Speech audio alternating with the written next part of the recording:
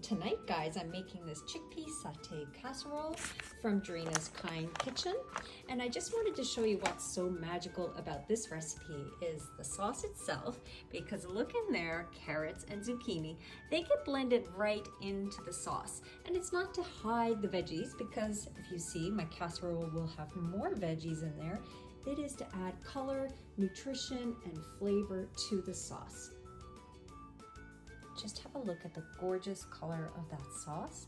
I'm going to add the chickpeas, get it baked, and then I'll show you the final dish. And here it is out of the oven. You can see the sauce gets nice and thick as it cooks, and I'm finishing it off here with some fresh cilantro and lime juice. But you don't have to use cilantro, you can skip it or try fresh basil. And the recipe is on my site, so link below and go try this one out. Serve it over rice, absolutely delicious.